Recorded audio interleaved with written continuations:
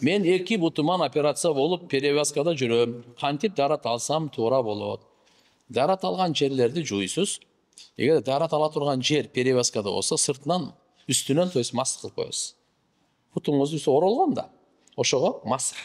То есть колуңузду суулайсыз дагы, колуңуз суу кол менен маск кылып коесуз. Да суулап асты жагын кой. Максат ажы атасы кайтыш болгондо бир күндөн кийин эле тажыясын өткөрдү го, боло береби деп жатышат. Жок, болбойт. Бир күндө эмес, 3-чү күнү кылгам. Туура эмес маалымат жетип калган го дейм. Устаз, мен намаз окуйм, жолдошум менен уул кыздарым менен чогуу намаз окусак дейм. Жолдошума кантип намаз жаттатсам болот? Биринчи дуа кылыңыз, Алладан сураңыз. Экинчи, намаздын пайдасын айтыңыз. Үчүнчү, үйдө ошол фазаил амал, намаздын пайдасын китептерин окугула. Акырын анан кийин жакшы көңүлү ачык учурда акырын даават берин. Кудай кааласа иншалла башта берет. Жолдошумдун менден башка аялдарынан уулдары бар. Алар менен сүйлөшүң, атасы бар экенин билип чоңойсун. Жаныңызда болбосо дагы деп айтам. Мен туура эле кылып атамбы? Болгону балдарга боорум оройт. Алар үчүн атасын Аллахтын ыраазычылыгы кызганбаймын. Наоборот, сүйлөштүрүп катташтырганга аракет кылам. Жолдошумдун 4-чү аялымын.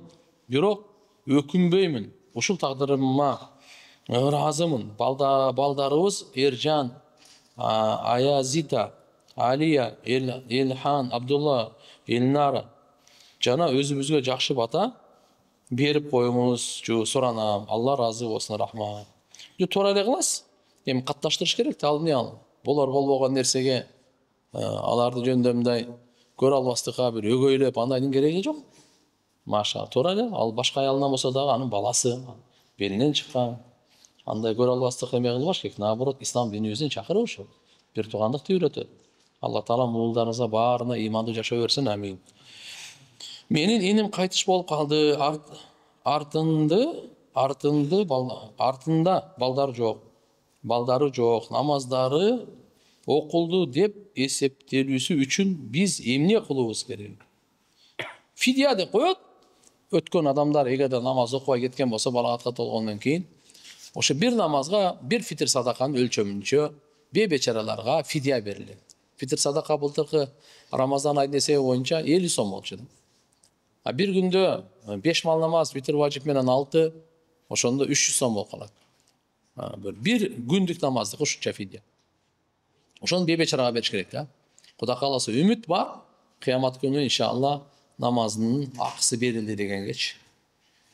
Ассаламу алейкум. Беттеги, денедеги калдарды алдырса болобу? Алла разы болсун. Жок, бул Алла Таала берген го. Сөл-пөл болсо неме кылса болот, калды тимеле коюш керек. Алла Таалам жараткан, ушундай кылып жараткан.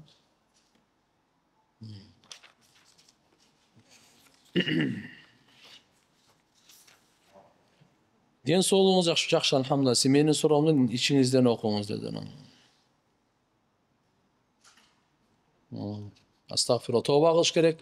Зына боюнча суроо. Зынанын кесепети жаман. Денеге да оору келет, рухка да оору келет.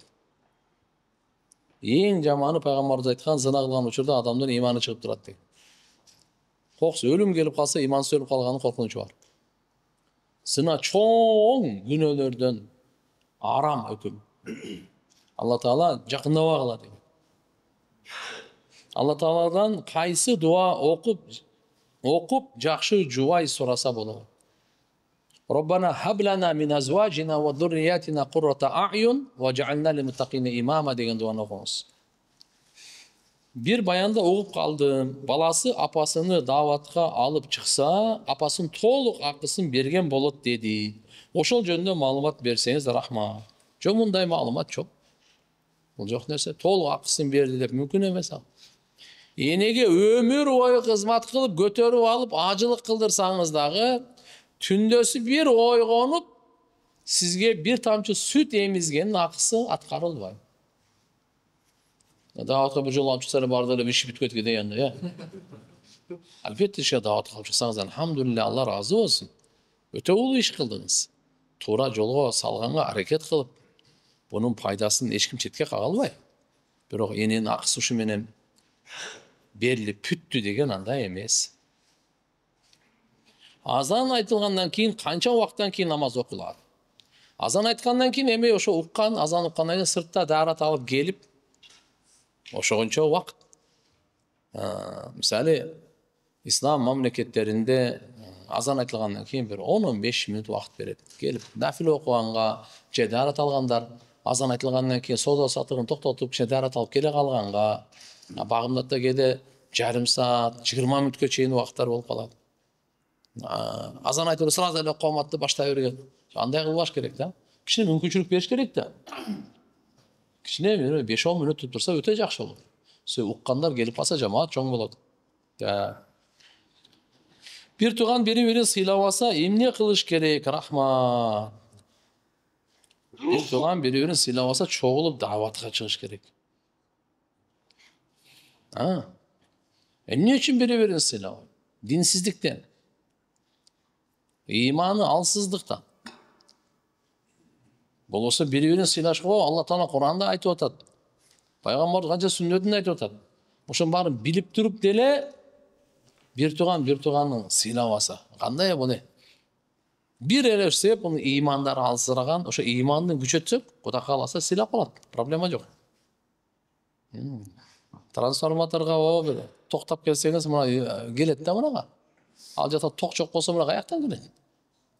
Ошон үчүн Кудай кааласа бул бири-бирин сыйлаган өзүнчө өкүм. Ихлас менен сыйлаган өзүнчө өкүм.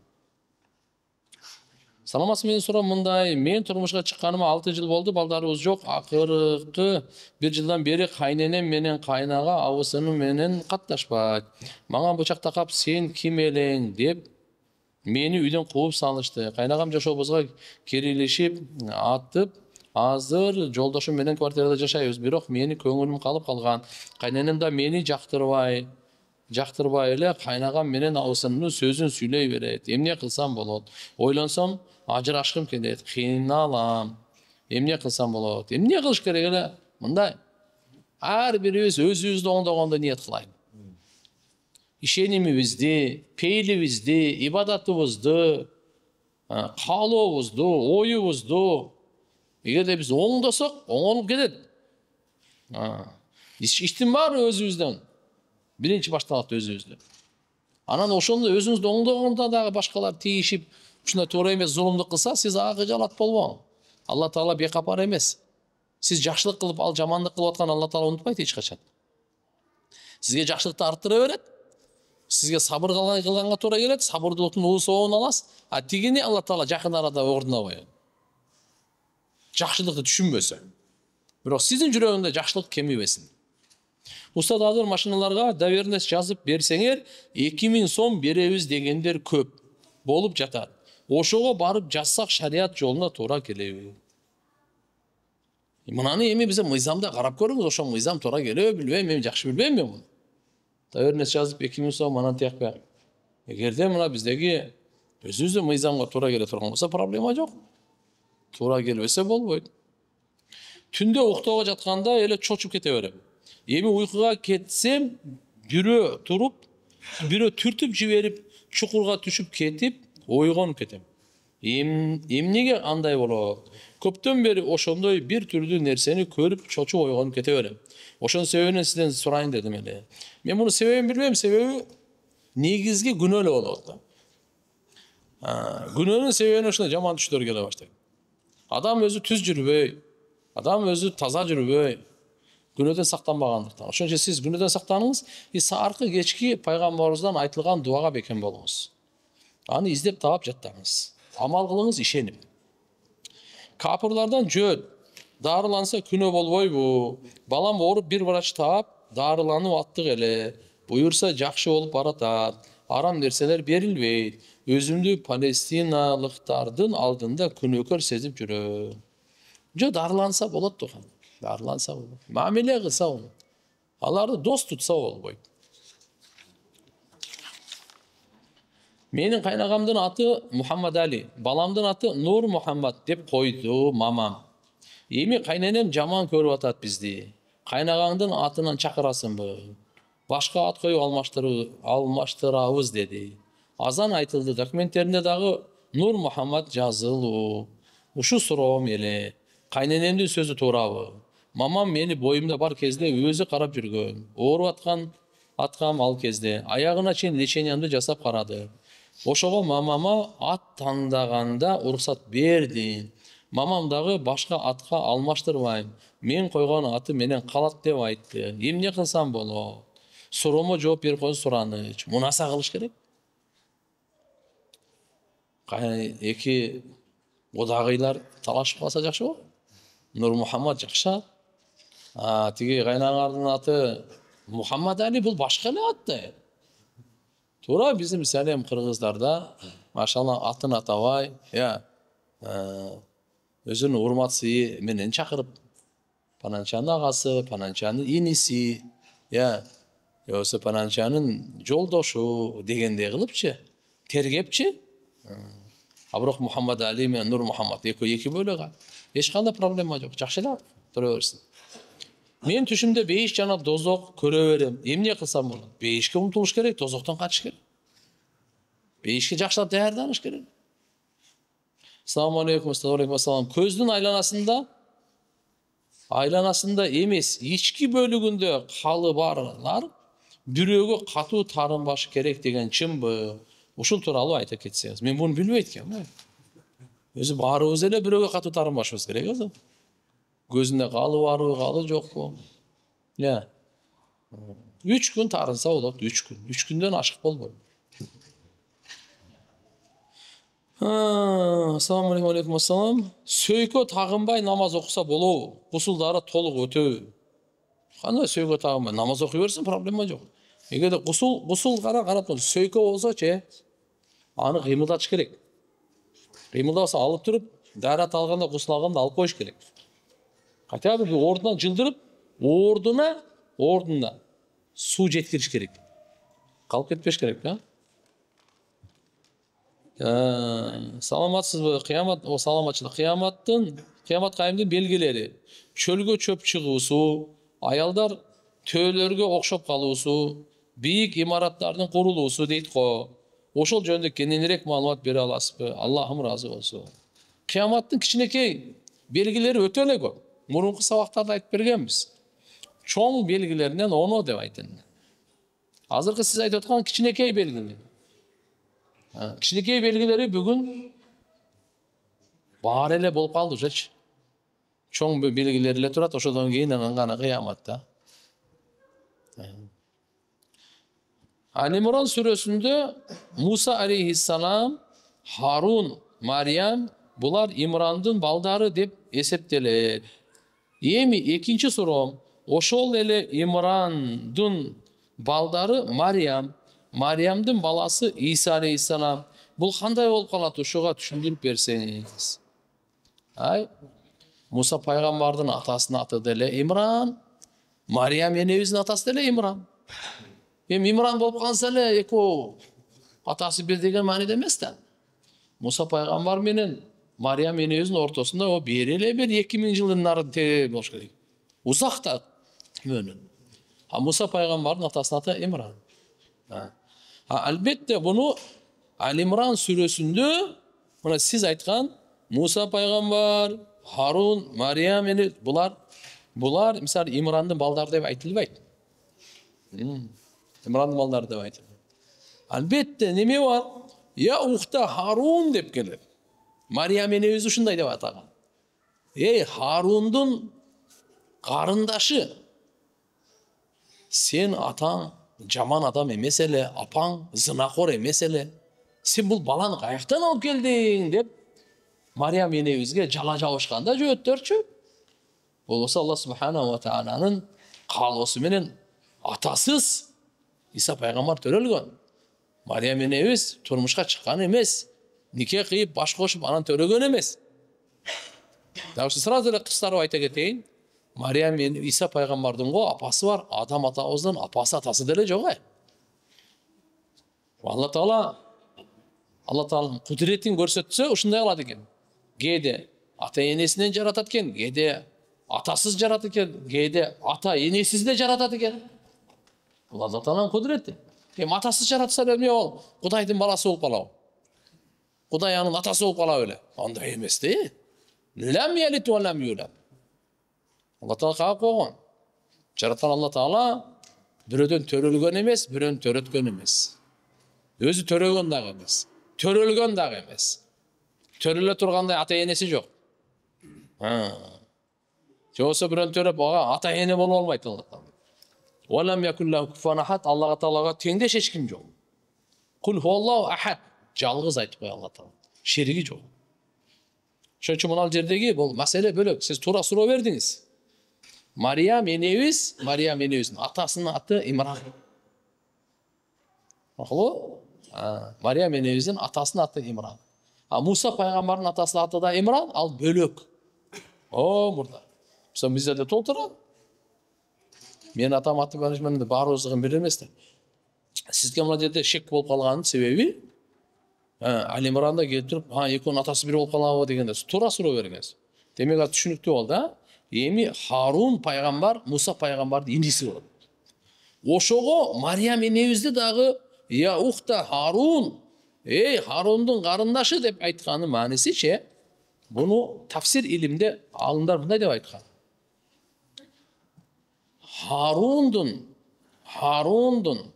карындашы деп айтканы Мариям энебиздинчи насабы ата теги Харун пайгамбарга жетет экен да. Çünkü ошентип айтылып калган булар арабтарда ошондой уруулар ошентип айтылып келген да. Жоосо кээ айтат, Харунга ух деп айтканы карындашы деген мааниси, ошого окшоштугунда, такыбалыгында окшоткон да. Ошондой деп жооп беришкен. Суроомо жооп күтөм. Мен өзүм 28-демин, үйлөнө элекмин, ажырашкан келинге үйлөнсөм болобу? Атама энеме айта албай жүрөм, эмне кылсам болот? Жок, айтыш керек ата эне. 28 жаш бала эмессиз. Тим более ажырашкан келинге үйлөнөйүн деген оюңуз болуп атат. Үйлөнө элек болсоңуз, атаңыз менен сүйлөшүңүз, апаңыз менен сүйлөшүңүз. Эртеге проблема болуп калбасын да. Мен атым Айбике. Мен Максатбек аттуу жигит менен мамиле куруп жүрдүм. Никеге турууну каалачубуз. Ал метис, атасы түрк, апасы кыргыз. Иманды 5 мал намаз окуйт. Бирок атам анын тегине шек санап, түрк эмес курт болушу мүмкүн деп эсептеп, биздин биримдикке таптакыр каршы чыкты. Акырында мага үйдөн чык, үй бүлө менен байланышың болбосун деп шарт койду. Атам чет өлкөдө, Максат өзү да ата энесинде жөнөтө албайт. Мен ушундай оор абалда калдым. Сиздин оюңузду билгим келет. Караңыздар. Мусулмандарга ким болсо да, кайсы улуттан болсо деле, мусулман эле болсо турмушка чыкса болот. Албетте турмушка чыгып атканда оğuңуз ата анын валиси. Валиси дегени атанын уруксаты керек. Эң жакыны, камкору. Ошон үчүн атадан уруксат алыш керек. Албетте күрткө турмушка чыкса, алхамдулилля, күрттөр да жакшы мусулмандар, калк. Главное, бирок атаңыз эгер уруксат бербесе, сиз токтотуңуз. Бирок атаңызды ынандырып, неме болуп калса, анан турмушка чыкса болот. Азан атып, колун чөнтөккө салып, же эки колу менен микрофон кармап, же колун кулакка койбой түшүрүп айтса болобу? Болбойбу? Өкүмү кандай? Себеп көрүп калам. Кээ бир мечиттерде азанчы колун түшүрүп, көтөрүштөн эрингендей туруп айтып калат. Же чөнтөккө салып коомат айтат, деле бойдой.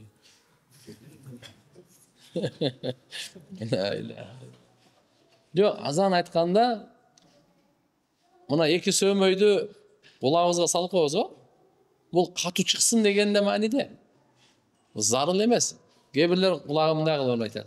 Кээ бирлер мындай кылып айтат. Кээ бирлер айтканда жөн эле туруп эле айтат. Кээде микрофонго карап айтат. Азан айтылганга булар эч кандай тиешеси шарт жок. Жөн азыр го микрофон доор болуп калды. Мурда микрофон жокто, үн катуу чыгыш үчүн кулакка Ona iki sömöydü salып туруп, ана катуу кыйкырат эле да. Эми микрофон мындай кыйкырасың, звукту көбөйтсөң эле кыйкырат да. Туурабы? Ошон үчүн мындай айткан жакшы. Бирок албетте, чөнтөгүнө колун салып айткан кичине болбойт. Өзүңүз айткандай деловой деп, башкаларга кичине мындай боюн көтөргөндөй сезилип калат. Андай кылбаш керек. 25 күн мурда атабыз каза болду эле. 54 жашында. Мүрзөсүн тепселенди кылбай тосуп койсок болобу? Атын жазып, эмне менен тоссок болобу? Анан арча отургузуп койсо зикир айтып турат дейт. Ошол чынбы? Алла биринчи райымын алсын, ахиреттин кайрылуу кылсын атаңыздын. Мүрзөнүчү, эгерде жалгыз атаңыздын эле мүрзөсү болсо тосуп койсоңуз болот. Тебеленди болбосун. Эгерде ошол көрүстөн дейт мүрзөлөр башка да адамдарды болуп сыртынан тосулган болсо, анын өзүн тоскондун кажети жок. Көрүстөн өзүн мында тосуп коюш керек. Мал тияк тебеленди кылбасын да. Анага арча отургузганын кереги жок. Эң мыкты мүрзө сахабалардын менмин деген жаткан мүрзөсү пайгамбар саллаллаху алейхи вассаламдын шаарында. Карасаңыз, үстүндө бир таш бар же эки таш бар болду. Бир таш эркектики, эки таш аялдыкын билдирет. 10 миңден ашы сахаба. Бардыгы мындай төп-түз балыктын немесиндей болгон өмүрүндө. Эч кандай бир нерсе кылынган эмес. Акылбы? Албетте, мисалы эгерде ушунчалык эле жазып деле тегеле койсоңуз болот, анан көрүп аркасынан жакшы иштерди кыла берсеңиз болот. Бирок шариятыбыз деле бизде Ханафи мазхабта уруксат берет. Ошо өзүнүн аты жөнүн паланчанын баласы паланчанын кызы паланча мынча туулду, мынча өлдү деген жазылган. Бирок бисмилля жазылбайт, аят жазылбайт. Жөн эле как белги катары. Вакыт барбы? 5 минут бар. Мен сизден бир чоң өтүнүчүм бар эле. Менин таятам азыр Ош шаарында, курагы 80ден өтүп калды. Аллага шүгүр, ден соолугу чың, намаз окуйт, бирок көздөрү көрбөй калган. Сиздин убактыңыз тар экенин жакшы билем. Бирок мүмкүнчүлүк болсо зыярат кылып, дуа кылып койсоңуз жакшы болот эле деп ойлодум. Себеби карыянын көңүлү да көтөрүлөт, ахиретте да пайда болот. Албетте бул менин жеке өтүнүчүм. Сиздин убактыңызды алганым үчүн кечирип коюңуз. Алла таала иштериңизге береке берип, өмүрүңүздү uzartsın. Амин. Рахмат байланыш үчүн. Мени качан иншалла бир өзүм менен бүгүн деле сапарым бар. Азыр Кудайым буйрса, анан да бир өтүп калсам, Кудай кааласа, аракет кылайын. Унутуп калбасам эле. Өзүнчө. Сура иблис жинби же периштеби? Жок. Бул абул жин. Жиндерден булар. Кана минал жин. Куранда ачык эле келет. Бул периште эмес бул. Периштелер менен аралашып жүрүп, аларга сабак берип, ошон үчүн баягы буйрук бергенде бардыгы сажда кылды иблистен башка. وإذ قلنا للملائكة اسجدوا لآدم فسجدوا إلا إبليس أبى واستكبر وكان من الكافرين. деген аят келет. Периштелерге буйрук бергенибизде сажда кылгыла адамга дегенде барды сажда кылды иблистен башка.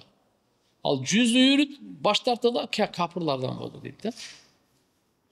Бирок бул дегени периштелерден деп түшүнүп калбаңыз. Ошонун арасында жүргөн эле. Ошон үчүн жалпы буйрук берилген. Атак бул абыл жин. Жиндердин адам атабыз. Мынака. Барды адамдардын эң атасы болсо, бул болсо иблис, мына жиндердин, жин шайтандардын атасы ошол. Сура ачык айкын аяттарды жамаатта, жыйында, отурганда аяттарды айтып, мисал катары Курандагы окуяларды бөлүшсө болобу, же дамыналар эле Куранды сөз кылса болобу? Кыска нуска жооп, рахмат. Жо болот. Маанилерин жакшынакай жаттап, аятын окубай эле ушундай мааниде келет экен деп айтсаңыз болор.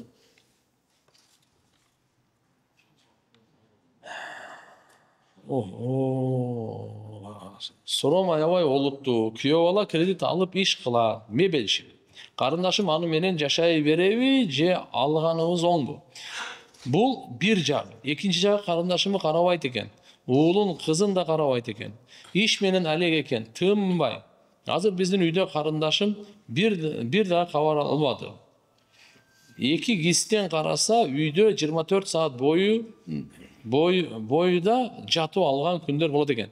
Ошого эмне кылышты билбей калды. Биз байке катары айттык, жакшы аял боло бер деп. Карабаса, көңүл бурбаса, өзү медреседе сабак бергенби, же смотрящий агай болгонбу? Кыскасы исламда, иманда, ынтымакта жашап жүргөн адам эле болчу. Азыр өзгөрүп, утуру кредит алат экен. Ата-энесине да, бир туугандарына да алдырыптыр. Эми аялына алдырайын десе, карындашым бияка келе берди, жок деп.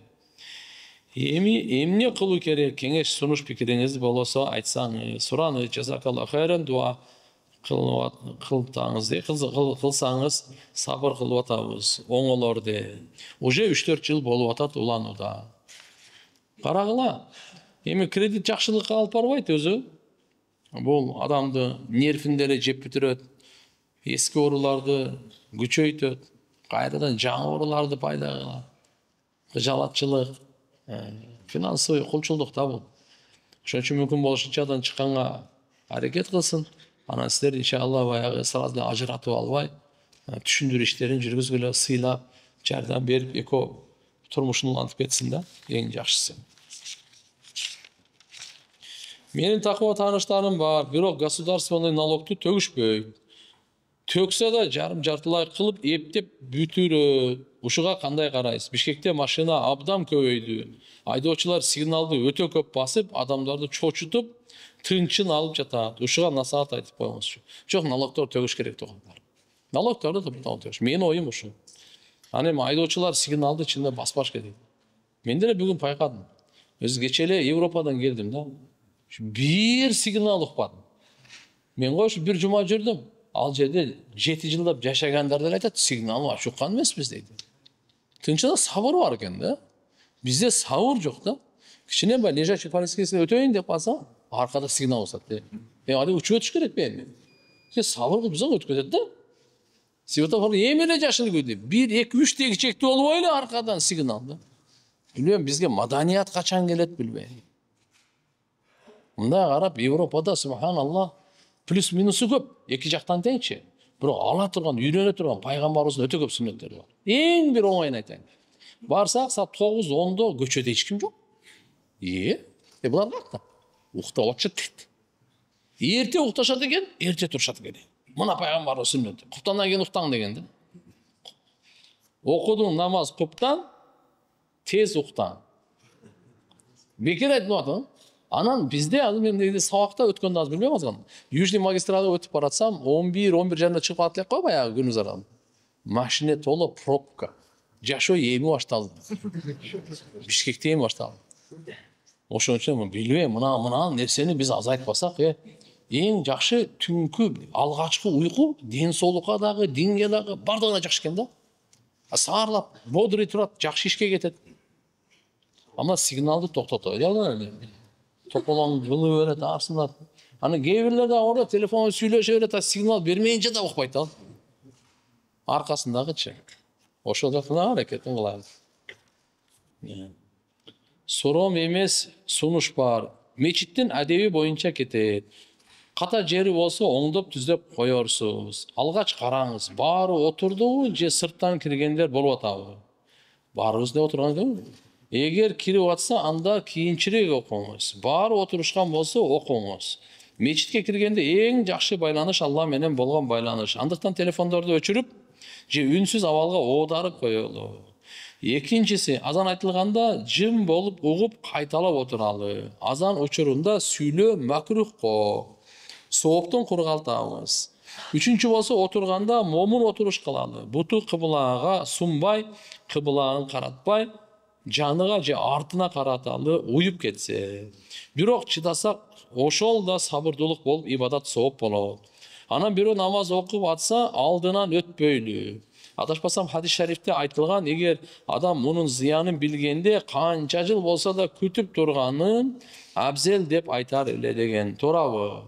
Барыбыздын аракетибизди баалаган Алла ибадаттарыбызды кабыл кылсын. Аз-аздан болсо да улантып турган амал жакшыраак амал. Туура айтасыз.